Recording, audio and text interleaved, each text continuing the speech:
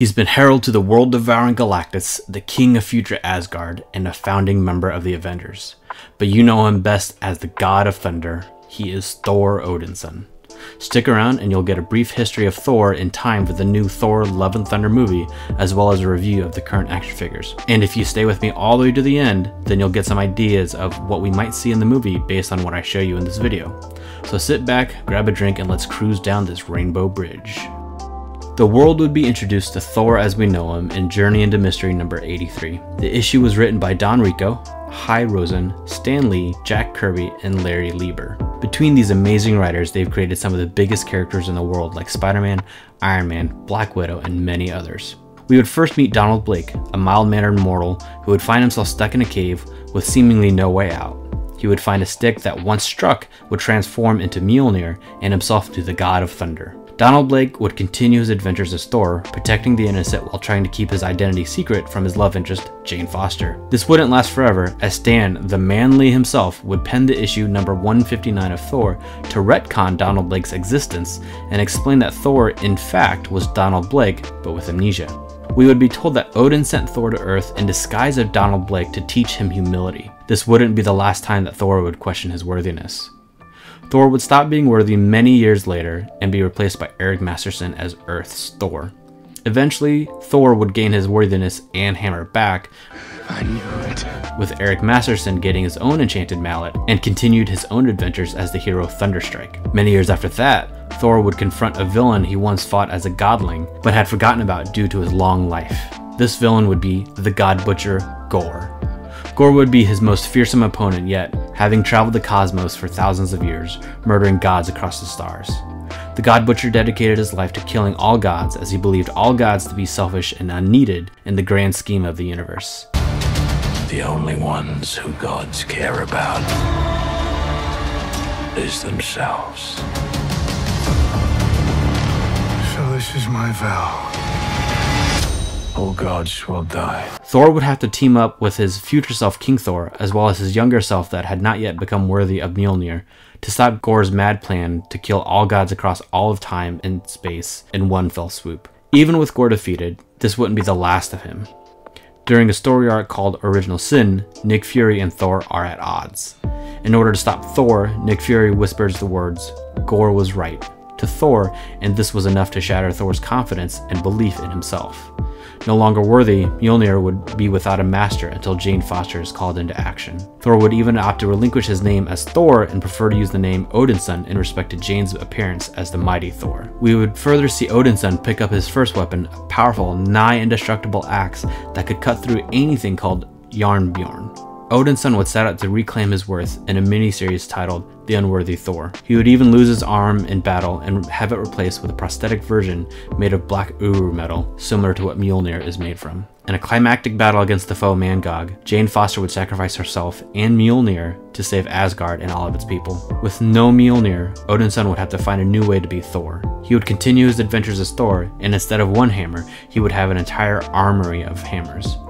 As he would battle with one hammer, it would break and he could have a new one summoned to him by the doors of Nidavellir. At one point he would have every single hammer summoned to stop an opponent. This was obviously not sustainable, and during the War of the Realms arc, he would have Mjolnir reforged by the God Tempest that previously resided inside of it. Once reforged, Thor was able to easily lift it and realize that his journey for worthiness is in fact what made him worthy. Thor Love and Thunder makes its way into theaters on July 8th. 2022. It will be the first Marvel Cinematic Universe film to be the fourth solo film for any individual character.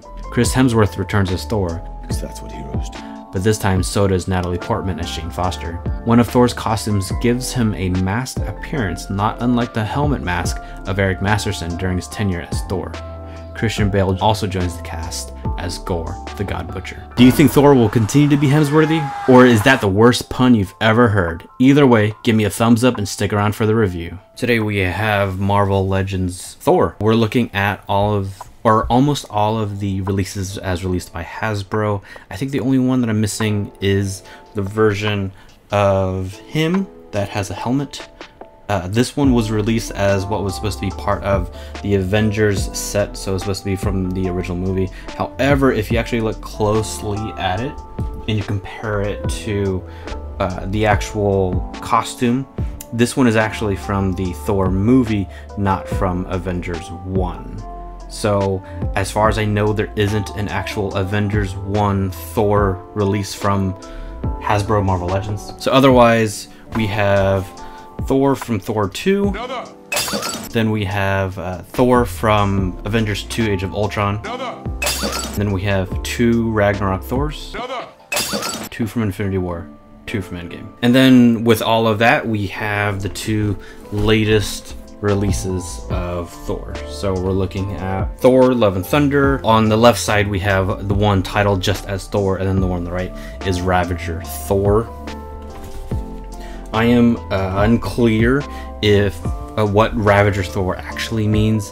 I suspect it's just to distinguish from the regular Thor release, but hard to say for sure. Regular Thor says Thor unleashes the power of Stormbreaker to overcome any foe. And then Ravager Thor says Thor wields the mighty Stormbreaker against a terrifying new foe. This is, of course, part of the Build-A-Figure release of Korg. Our Thor on the left is the one that doesn't actually have any pieces for Korg. This is just the kind of, I guess, quote-unquote, extra figure for the release. And then the one on the right provides the left arm for Korg. Box art looks pretty good. It's definitely a super strong resemblance to Chris Hemsworth. Let's open them up.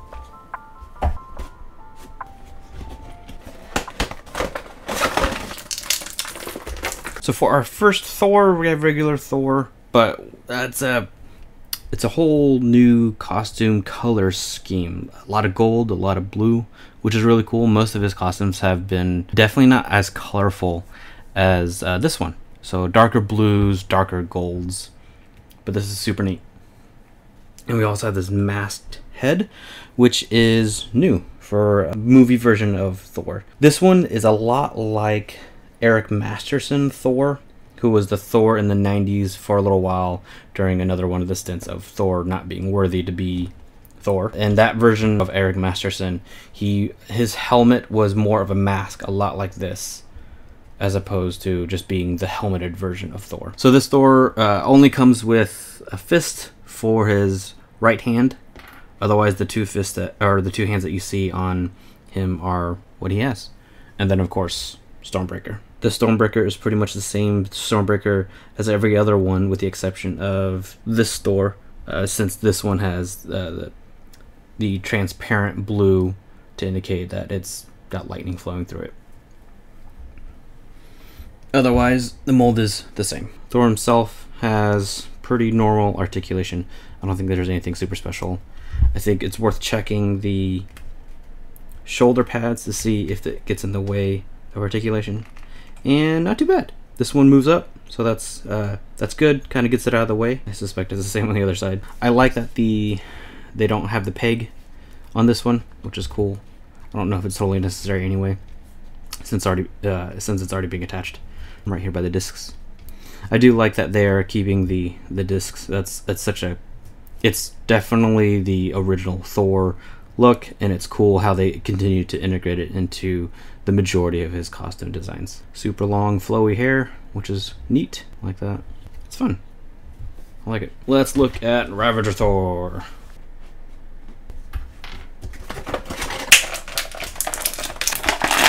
And here we have Ravager Thor. So in terms of the Ravager word meaning, we do know that the Ravagers are the group that Yondu is from. So this is likely some kind of connection to that. But exactly the connection, we're not sure yet, if one at all. Stormbreaker from Ravager Thor is basically the same. I don't know if it comes up on camera, but you can see that the Ravager Thor Stormbreaker has a slightly different paint application right here, where it's got a bit of silver as opposed to this one, which has nothing at all. Otherwise, based on what we see in the trailers, this looks super accurate. It's fun to see kind of more of a civilian Thor release. What's neat with this too is that the boots are actually a little bit more like regular Thor. If you look at regular Thor's design, his boots are like wrapped like this.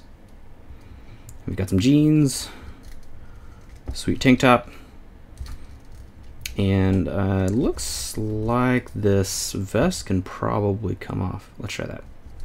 There we go. Tank top Thor. Looks a lot like Jack Burton from Big Trouble in Little China. This would make a good, relatively easy custom to make a Jack Burton if you're looking to do that of this scale. What's really nice, I don't know how well it comes up on camera, is the fact that they even have the lines of the tank top. That's really nice. And that's not painted, that is fully molded on. So this is a fairly unique mold in that regard. There are very few civilian bodies, especially ones with a tank top, that has molded lines into it. So that would make for a pretty neat custom. We've got a belt buckle that I'm not sure if that means anything. Overall, strong likeness to Chris Hemsworth. I think probably one of the best looking Hemsworths so far, especially compared to our original Thors over here. Those are not so great. We definitely get a lot better with Ragnarok Thor and up, but those are definitely pre-face scanning technology. The best Thor stories tend to be the ones that test his worth. This seems to hold true to the MCU as well. Of his first 3 movies, the first and third are clearly about his worth. Even Infinity War to some degree, and especially Endgame, are about if he is worthy or not. The Dark World didn't follow that pattern, which is a nice change of pace, but it wasn't really executed as well as many would have hoped. With that in mind, and based on what we've seen in the trailers, his worth will likely be called into question again, even if it isn't directly stated as such. In some trailers, we do see him in a guru type of outfit, and we see him meditating. This is possibly him trying to come to peace with his now seeming lack of role in the universe, since the Avengers as he knew them no longer exist, and he isn't the king of Asgard either. It will also probably be tied to his act of getting back into godly shape as well. He will further question his worthiness as he discovers Jane now has the hammer and that he isn't even able to summon it anymore. I'm not totally sure yet how the hammer will have been recovered, but one possibility is that they will use the concept of the God Tempest as a sentient power that literally puts itself back together in the form of Mjolnir and seeks out a new wielder in the form of Jane Foster. I do think Jane will sacrifice the hammer to save them like she does in the comics. Then I think Thor will either have a new hammer made or the original reforged in order for Jane to continue using that power. I do think Thor will take a more background role by the end of the film for the purpose of letting Jane continue to be Thor, while also allowing Chris Hemsworth the option to return as he wants to. He might do this by becoming more like Odin and taking on the role of King of Asgard. Valkyrie may relinquish the role of king, deciding she'd rather do battle than lead her people since she feels like she's a better warrior than leader. If you stuck with me to the end, then I hope you felt it was Hemsworthy. Do you think my predictions will come true? Or do you think I really need to stop trying to do all these puns? Drop a comment and let me know. If you're interested in having further discussions about Marvel Legends, then head on over to the MLC Facebook group. Link below. If you're interested in more Thor videos, then check out some of these.